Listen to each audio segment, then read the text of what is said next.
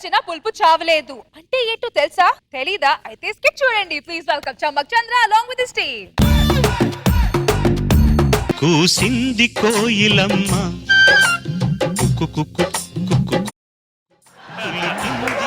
లోపలికి వెళ్ళి పాయసం రెడీ చేయి. సరేనండి.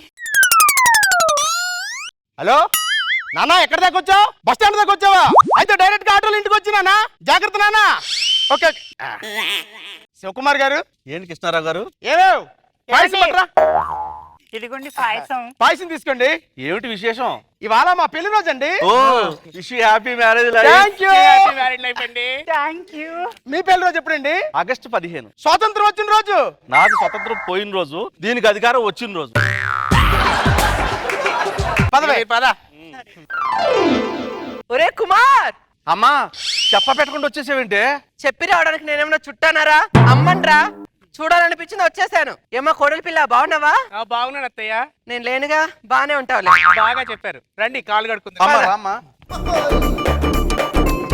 అరే కృష్ణ, నానా వచ్చేసారా? వచ్చానురా. నానా ఇవాళ మాది పెళ్లి రోజు, మమ్మల్ని ఆశీర్వదించండి నాన్న. పిల్ల పాపలతో చల్లగా ఉండండి రా. థ్యాంక్ యూ నాన్న. మీ అమ్మే బతికుంటే 10 కూరలు 10 స్వీట్లని ఇల్లంతా హడావిడి చేసేది. మామయ్య ఇంట్లోకి రండి మామయ్య. పదమ్మా పద.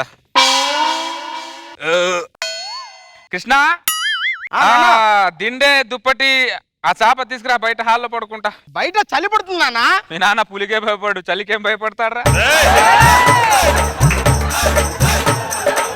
ఒకవేళ చలి పుడితే లోపలికి వచ్చి నాన్న. చేస్తానులేరా. ఓకే నాన్న. పడుకోపోను. నేను బయటే పడుకుంటా లేరా చిన్నోడా? అమ్మా బయట చల్లి పడుతుందమ్మా, లోపల పడుకో. హాయిగా బయట పడుకుంటాలే, చల్లగా గాలిస్తుంది. పద.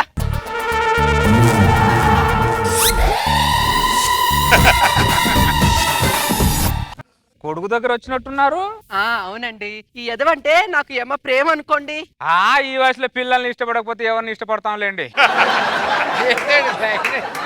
మీ పేరేంటో? కాంచన. నా పేరు నందగోపాల్ అండి. ఆయన మీ కొడుకులా లేడండి, మీకు తమ్ముళ్ళ ఉన్నాడు. నాకు చిన్నప్పుడే పెళ్లి చేశారు. పెళ్లి చేసిన సంవత్సరానికి వాడు పుట్టాడు. వాడు పుట్టిన సంవత్సరానికి ఆయన దుకాణం కట్టేశాడు. ఏమన్నారు? వాడు పుట్టిన సంవత్సరానికి ఆయన దుకాణం కట్టేశాడు అన్న.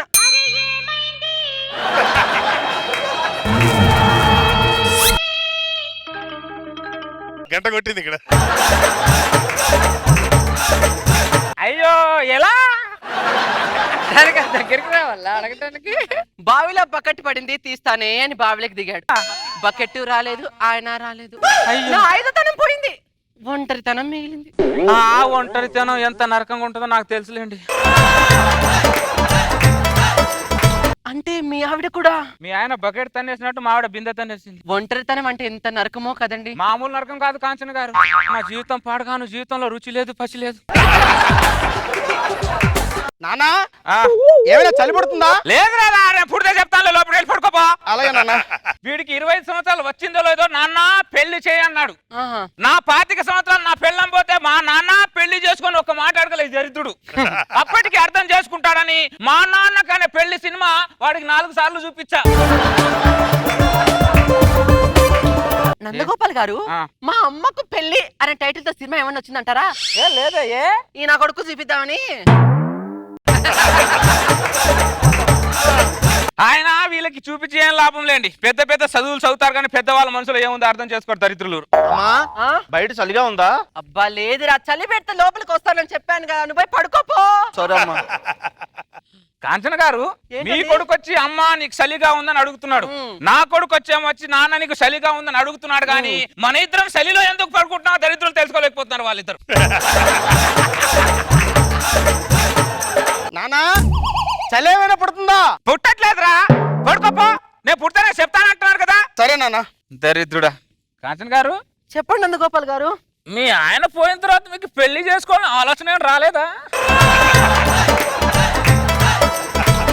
ఎందుకు కాలేదండి?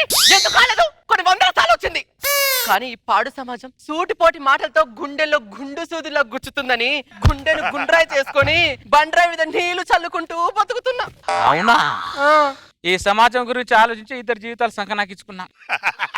కాంచన గారు పడుకుంటున్నారా? ఏం చేస్తామండి, కాటికెళ్లే వయసులో దేవునికి మా పెళ్లి జరిగేలా చూడు అని కోరుకోవాల్సి వస్తుంది.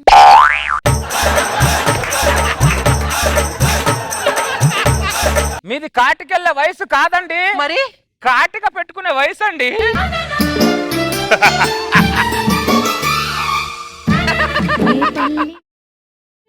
అంత మాట్లాడిన మాటలు చాలు గాని నిద్ర వస్తుంది, పడుకోండి నందగోపాల్ గారు. అర్జున గారు కాసేపు మాట్లాడొచ్చుగా. మీతో మాట్లాడాలని నాకు ఉంది నందగోపాల్ గారు. ఆ, మన ఇద్దరం ఇలా మాట్లాడుకోవడం చూస్తే ఆ సమాజం వేరే ఏం నిందలేస్తుందో అని భయం అండి. జీవితం పాడగానే సమాజాన్ని భయపడి బతకాల్సి వస్తుంది. కాంచన కళ. కోటలోని మొనగాడా వేటకు వచ్చావా, వేటకు వచ్చావా, జింక పిల్ల కోసమో ఇంక దేని కోసమో, జింక పిల్ల కోసమో ఇంక దేని కోసమో. కోటలోని చిన్నదానా వేటకు వచ్చానే, వేటకు వచ్చానే, జింక పిల్ల కన్నులున్నా చిన్నదాని కోసమే. వదండి వదండి నందగోపాల్ గారు, వదండి వదండి నందగోపాల్ గారు, వద్దు. ఇదంతా కళ, నిజం అనుకున్నా. జీవితం అంతా నాకు కళలు కనమే సరిపోయింది. దడుచుకుందా అంటే దానికల్లా నేను వెళ్ళట్టున్నా. కల్లో ఎలాగ వెళ్ళానుగా, ఏమో చలి పుడుతుంది, కొద్ది పక్కకి వెళ్దాం. అర్రే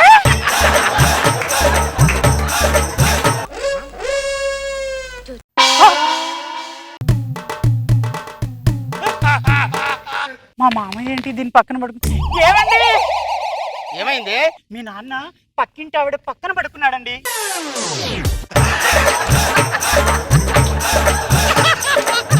ఏంటో నువ్వు మాట్లాడేది?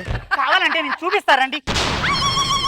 చూడు ఎలా పడుకున్నాడు. ఏమండి ఇందాక అక్కడే పడుకున్నాడండి మీ నాన్న. పద లోపల పద. ఈ అమ్మ మా కోటలో ఒకటి, నీ ఈ పక్క నుంచి చలి పెడితే ఆ పక్కకి వెళ్తే పక్క దేశానికి వెళ్ళినట్టు అరుస్తుంది. కొన్ని చూసినట్టు వదిలేయాలమ్మా. వాళ్ళెందుకు వదులుతారులేండి నందగోపాల్ గారు.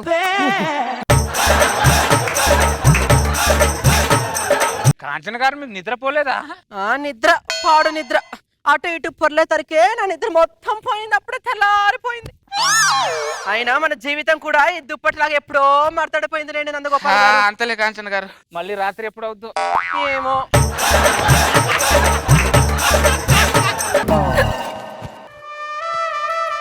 ఏంటమ్మా నన్ను అదోలా చూస్తున్నావు? నాకేదో కన్ఫ్యూజన్ గా ఉంది మామయ్య. చాలా రోజుల తర్వాత నాకు క్లారిటీ వచ్చింది. నన్ను కన్ఫ్యూజ్ చేయొద్దు, మీకు దండం పెడతా. అర్థమైందా? ఎక్కడికి వెళ్తున్నావు అమ్మా? కూరగాయలకు మామయ్య. కూరగాయలను తీసుకొస్తానులే గానీ ఈ దుప్పటి లోపలి తీసుకెళ్ళు. సరే మామయ్య. కాంచన గారు,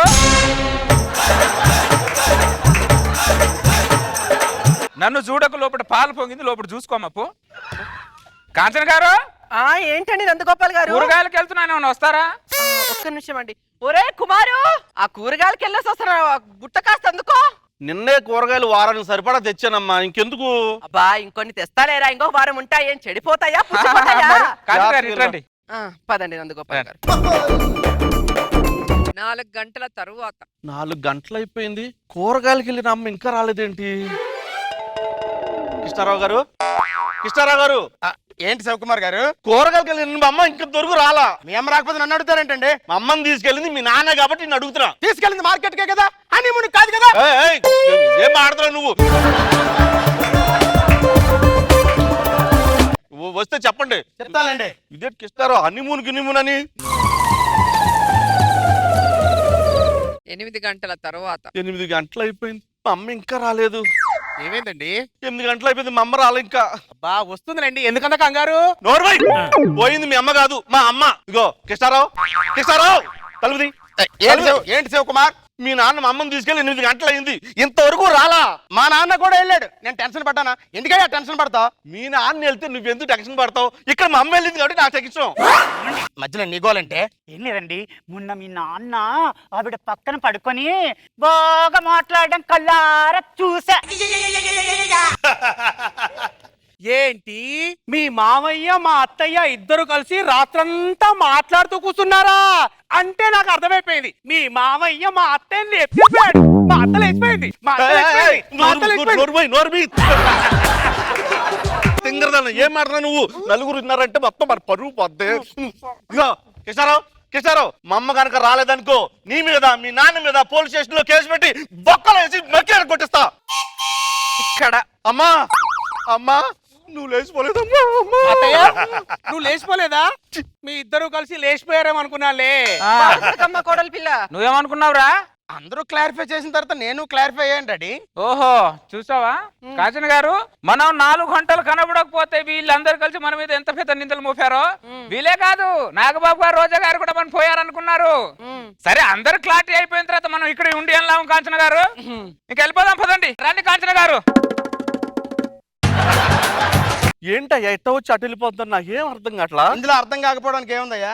రాత్రి వాళ్ళిద్దరూ చల్లో డిసైడ్ అయ్యారు, క్లారిటీ కోసం మన దగ్గరికి వచ్చారు. ఎందుకని వయసు ఎంత? 26. నాది 29. నువ్వు తమ్ముడు, నేను అన్న, ఇది ఫిక్స్. నేను ఫిక్స్ అవును. వాళ్ళు ఫిక్స్ అయిన తర్వాత నువ్వు నేను ఫిక్స్ అవ్వడం, మన ఇద్దరు బ్రదర్స్. అక్క వీళ్ళు ఫిక్స్ అయ్యా.